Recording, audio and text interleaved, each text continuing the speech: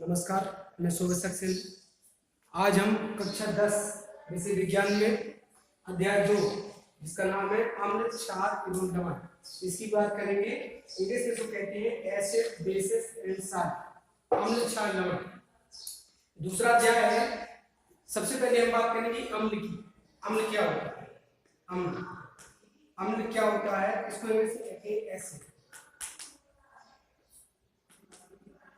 आपने पिछली कक्षा में पढ़ा होगा कि अम्ल जो होते हैं स्वाद में खट्टे होते हैं, अर्थात अम्ल ऐसे पदार्थ, रासायनिक पदार्थ होते हैं जो स्वाद में खट्टे होते हैं, उनको हम अम्ल कहते हैं। विभिन्न प्रकार के खट्टे फलों जैसे आम, नींबू, इन सभी में अम्ल पाया जाता है।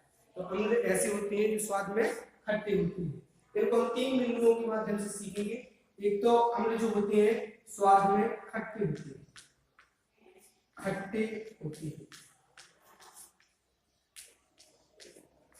अम्ल जो होते हैं स्वाद में खट्टे होते हैं। दूसरी बात, ये जो अम्ल होते हैं नीले लिटमस पेपर को लाल कर देते हैं।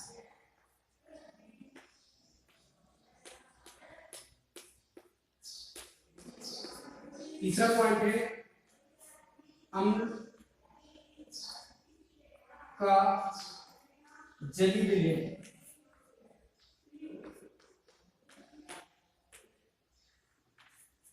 H पॉजिटिव आयन देता है। इनको हम 3 बिंदुओं में समझ सकते हैं। अम्ल जो होते हैं स्वाद में खट्टे होते हैं।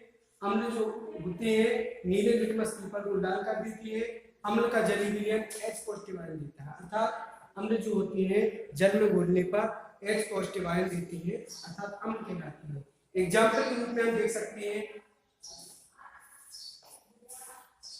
एग्जाम्पल में जैसे HCl, H2SO4, CH3OH, HNO3, ये सभी अम्ल होते हैं। HCl का मतलब हाइड्रोक्लोरिक अम्ल, H2SO4 सल्फ्यूरिक अम्ल, CH3 COOH एसिटिक अम्ल, HNO3 नाइट्रिक अम्ल। अम्ल जो होते हैं इनको 2 प्रकार से बांटा गया है। एक कहलाते हैं प्रबल अम्ल, स्ट्रॉन्ग एसिड, दूसरे कहलाते हैं वीक एसिड। अम्ल जो होते हैं 2 प्रकार के होते हैं, strong acid, weak acid. Strong acid HCl, H2SO4, HNO3, अर्थात ये प्रबल अम्ल होते हैं। इनको हम स्ट्रॉन्ग एसिड के नाम से जानते हैं। HCl हो गया, H2SO4, HNO3। वीक एसिड को हम कमजोर अम्ल के नाम से जानते हैं। इसके अंतर्गत आएगा CH3 COOH, इसको एसिटिक एसिड भी कहते हैं।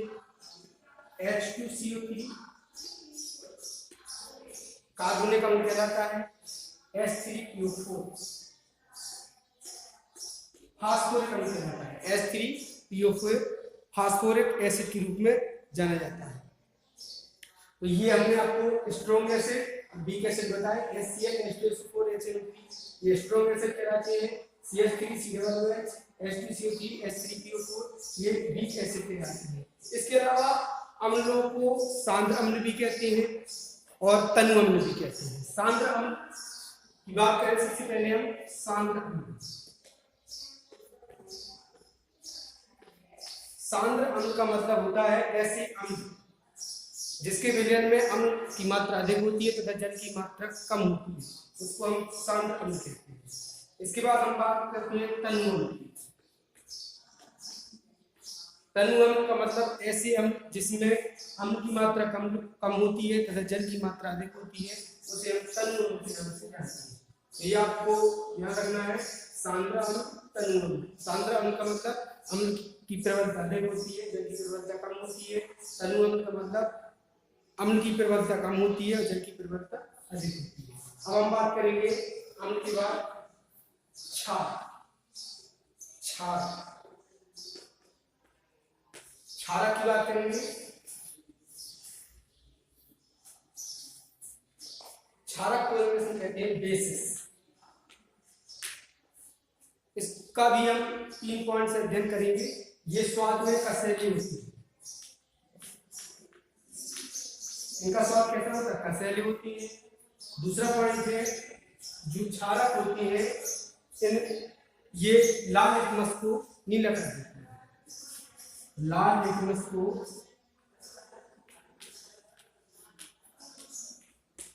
नीला कर देती है। लिटमस एक प्रकार का सूचक होता है जो अम्ल और क्षारक में अपना रंग बदलता है, उसको हम लिटमस कहते हैं। तो अम्ल जो क्षारक होती है स्वाद में कसैली होती है और लाल लिटमस पेपर को नीला कर देता है। दूसरी बात हम बात करें कि यदि हम क्षारक को जली के लिए घोलते हैं, जल में डालते हैं, तो ये OH आयन देता है। अर्थात कौन सा आयन देता है? OH ion. अम्ल को अगर हम जल में घोलते थे तो H पॉजिटिव आयन देता था, लेकिन यदि हम क्षारक को जल में घोलते हैं तो ये OH आयन देता है, अर्थात हाइड्रोक्सिल आयन, या इसी को हम कहते हैं हाइड्रोक्साइड आयन। इसके अंतर्गत आ जाएंगे NaOH, KOH, NH4OH।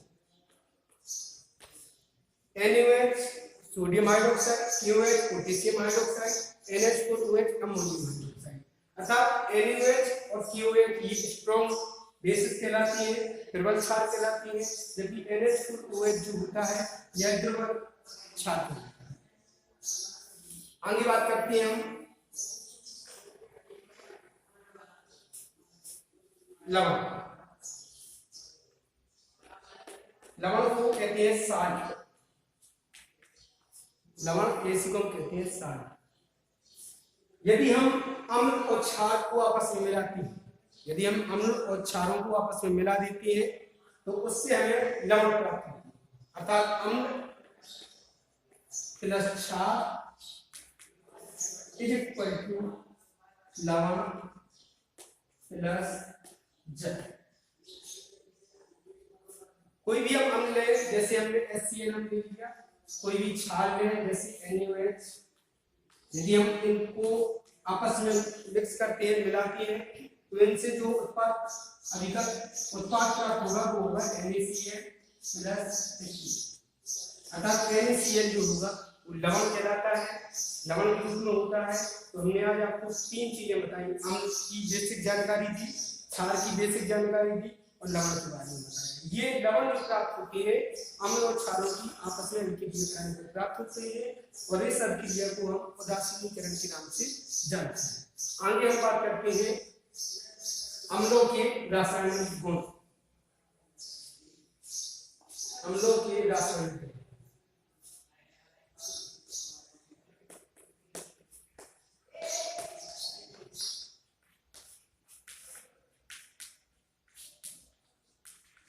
अब बात करते हैं अम्लों के रासायनिक गुण।